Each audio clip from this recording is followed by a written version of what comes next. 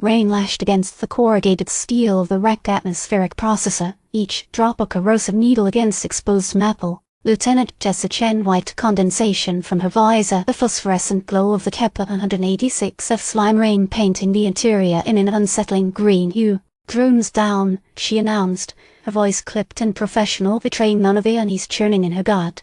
"Lost contact 2 clicks east of New Eden. Signal degraded rapidly."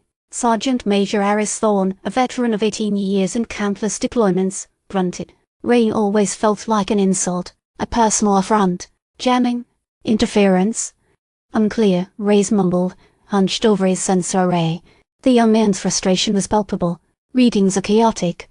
Gravimetric distortions. Energy fluctuations. It's like the planet itself is arguing with itself. He jabbed a finger at the flickering display. And these anomalies, they're not localized. They're pervasive. Corporal Silver, ever the pragmatist, ran a quick diagnostic on his pulse rifle. Probably just the usual Kepler 186F static. "Don't get your circuits in a twist, Rays." His tone was dismissive, but Chen noticed the subtle tremor in his hand. Even Silver at the squad's muscle was affected by the oppressive atmosphere. "The silence is what bothers me," Chen continued, ignoring Silver's comment. New Eden was a small colony, barely 200 souls. A standard beacon ping would have been routine. Nothing. Radio silence. No distress calls. Just gone. Thorne, who had been staring out at the rain, turned his gaze to Chen. His face, usually a mask of stoic professionalism, seemed strained. "We proceed with caution, Lieutenant. Something's not right." He paused, a flicker of something unreadable in his eyes. "Something deep asterisk isn't right." They moved out in a tight formation, pulse rifles raised, the air thick with the smell of slime and decay. New Eden loomed ahead, a ghost town bathed in the sickly green light. Structures stood intact, prefabricated homes, a small hydroponics farm, a community center, but all were utterly deserted. No signs of struggle, Ray's reported, his voice tight. No blood, no personal belongings. Just empty. They reached the central plaza. A large, monolithic structure dominated the space, shimmering and pulsing with an internal light. It was organic appearance, like a gigantic, calcified heart. "What is that?" Silver asked, his voice a low rumble. Chen consulted her datapad. "Unknown. It wasn't on any of the colony plans.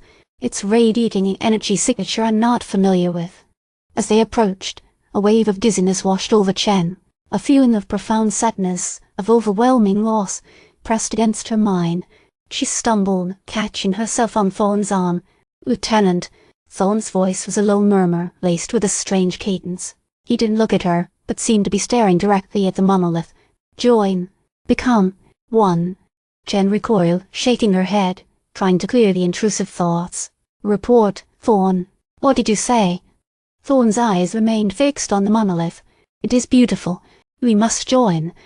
Ray's gasped. "Something's messing with his head." Chen glanced at Thorne, alarm growing in her chest. She could see a subtle shift in his posture, a subtle change in his expression. His face seemed softer, almost serene. "Thorne, report," she repeated, her voice sharp. He didn't respond. Instead, he took a step towards the monolith. "Thorne!" Silver roared, pushing him back. "Do not resist," Thorne murmured, his voice no longer his own. "We are becoming."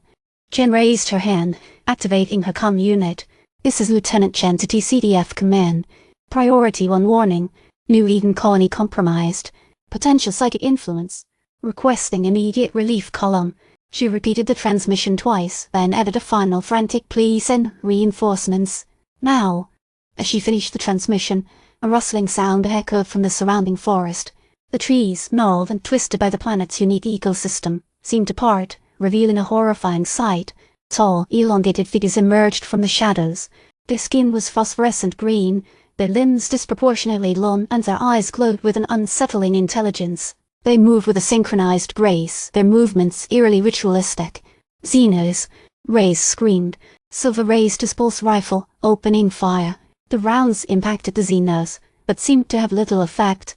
The creatures simply continued their advance. "Fall back! Fall back!" Chen yelled, her voice barely audible above the din of battle.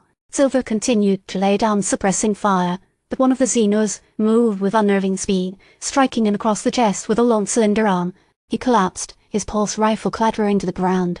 Ray's, his face contorted in terror, began to scramble backwards, tripping over debris. He didn't even have time to raise his weapon.